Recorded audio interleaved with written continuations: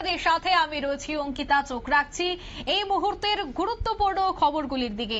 প্রথমে চোখ রাখছি ধর্মনগরের দিকে, কারণ ধর্মনগরে এবার ক্রিকেট টুর্নামেন্টের আয়োজন করা হবে। তার আগেই চলছে জোর প্রস্তুতি। প্রত্যেক বছরই এই ক্রিকেট টুর্নামেন্টের আয়োজন করা হয়। এই বছরও কিন্তু ধর্মনগর পদ্মপুর ক্লাবের উদ্যোগে ক্লাব সদস্য প্রয়াত Bibhubhushan Deb memorial PPL session 3 night cricket tournament অনুষ্ঠিত হতে যাচ্ছে।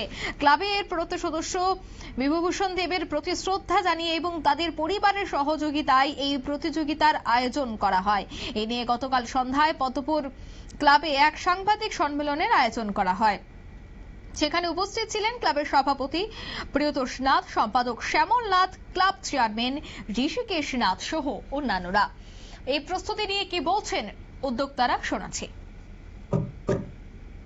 খেলাধুলা নিয়ে বিশেষভাবে চিন্তা ভাবনা করেছে।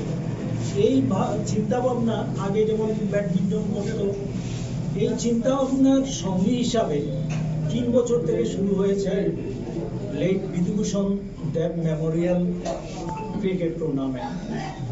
কারণ এই বিভূভূষণ দেব আমাদের এটার এককালের সভাপতি ছিলেন।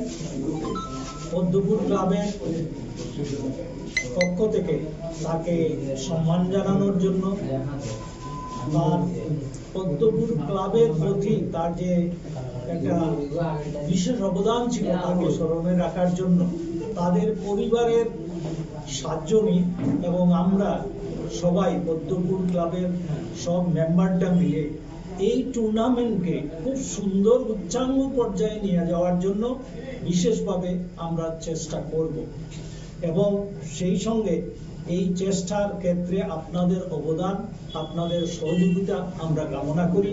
আমরা আশা পোষণ করি অতি অবশ্য আমরা এই যে অনুষ্ঠানকে সর্বাঙ্গ সুন্দর করতে পারবো।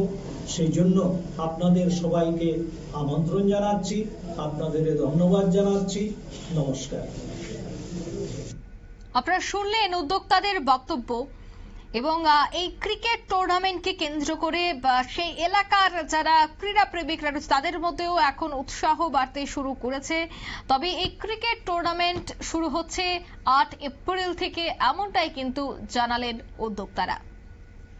নিয়ে নিচ্ছে ছোট্ট একটি বিজ্ঞাপন বিরতি, সঙ্গে থাকুন।